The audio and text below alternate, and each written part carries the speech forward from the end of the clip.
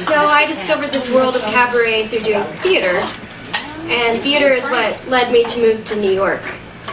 But the cruel joke about coming here to do theater is that unless you book a Broadway show, if you work, almost every single time you leave town.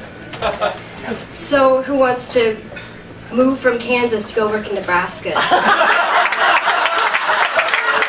The answer, nobody. But I do have a few fond memories of trekking out to some godforsaken place to do some shamefully bad theater.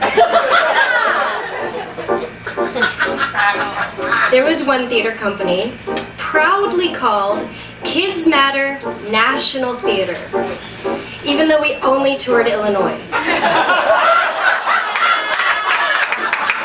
Not even all of Illinois, just the upper Little Lake northwest corner. At another company, my roommate was a man named Harvey, who had a daughter my age back home.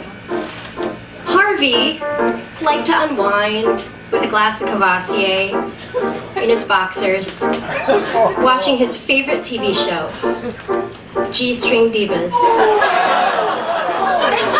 That was a great 3 months. But the most shameful of all of these remembrances, by far, is on a tour of a musical in the story of her life. I played the title role. Oh yes, I was Sacagawea.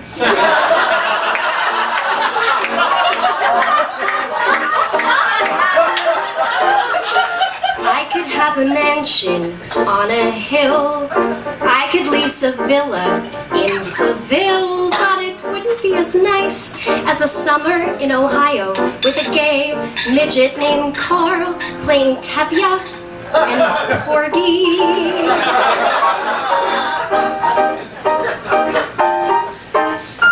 I could wander Paris after dark, take a carriage ride through Central Park, but it wouldn't be as nice as a summer in Ohio, where I'm sharing a room with a former stripper and her snake, Wayne. I could have a satchel full of dollar bills, cures for all the nation's ills, pills to make a lion bird. I could be in line to be the British Queen, look like I was 17. Still I'm certain I prefer to be going slowly, batty, 4 miles east of Cincinnati. I could shove an ice pick in my eye. I could eat some fish from last July, but it wouldn't be as awful as a summer in Ohio without cable, hot water, Vietnamese food. You. I saw your book out of Borders in Kentucky under a sign that said new and recommended. I stole a look at your picture on the inside sleeve and then I couldn't breathe. Richard, who was with me, got uncharacteristically quiet and he said, all things considered, I guess you don't have to buy it. So I smiled like Mona Lisa, I laid my visa down.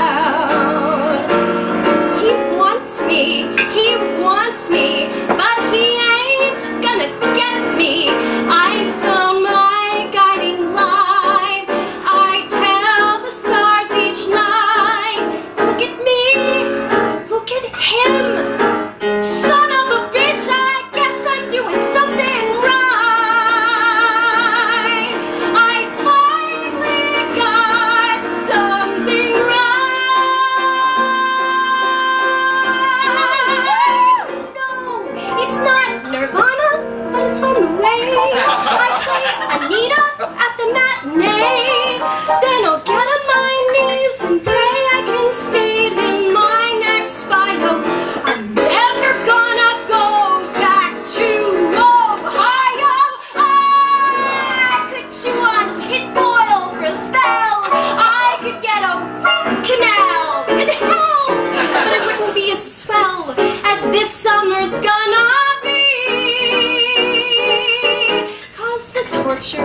just exquisite while I'm waiting for you to visit. So hurry up, schmuck, get unstuck and get on the scene.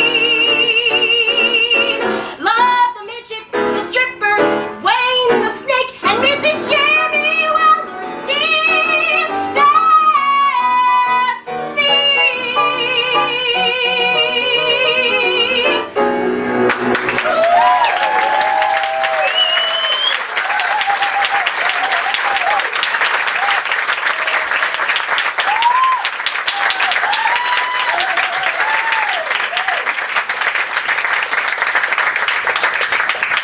So time gives us perspective, and perspective is everything. I love that musical the last 5 years, but I have been avoiding singing anything from it for a while because, like some self-fulfilling prophecy, I was in a relationship with a man named Jamie for the last 5 years. But since we split, I hear it less about a song about bad theater and more for the love song it was written to be.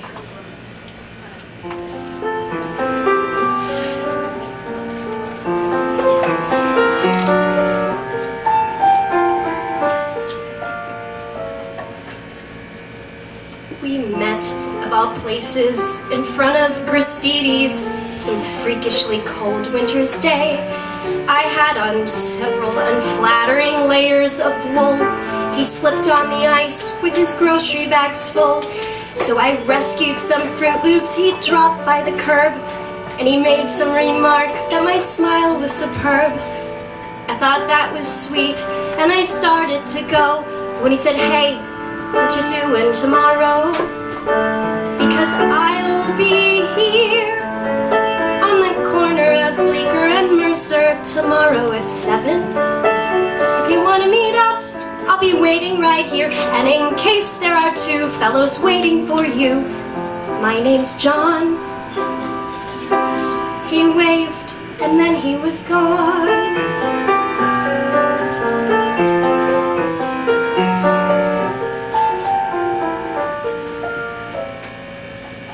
Needless to say, I went back there to meet him, mostly to see if he'd show. And there he was in the cold with his jacket pulled tight. He took me to dinner and kissed me goodnight. The next week we went to this terrible play, and the week after that drank hot chocolate all day. And suddenly 8 or 9 months had flown by when he said, "Hey, what you doing the rest of your life? Because I'll be here right beside you as long as you want me to be." There's no question, there is nothing I've wanted so much in my life.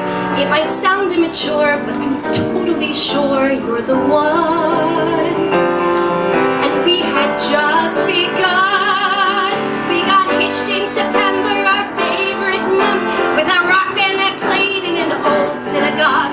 And we got an apartment on West 17th Street and talked about children and getting a dog. Our first anniversary came in a flash, and we promised to take the day off. He had to stop into his office that morning, and so I went walking uptown to this bakery I know. When I heard on the street what I thought was a joke, till I noticed the sirens and saw all the smoke. So I'm running back home with this feeling of dread to the voicemail he left with the last words he said.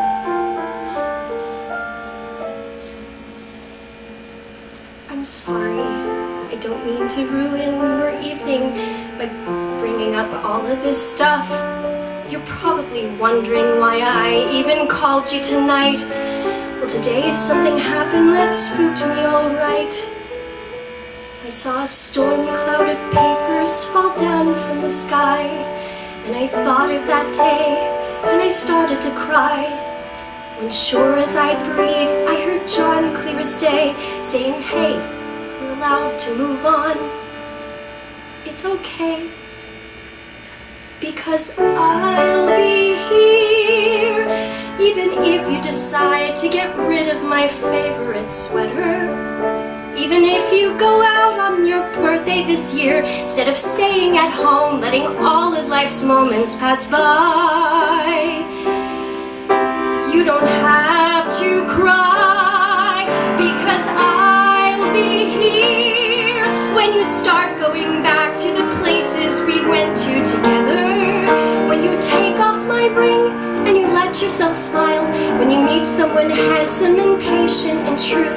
When he says that he wants to be married to you. When you call him one night and he meets you downtown, and you finally answer him, yes. Yes, Jason, I will marry you. I will give you my heart. It has taken so long, but I'm ready to start.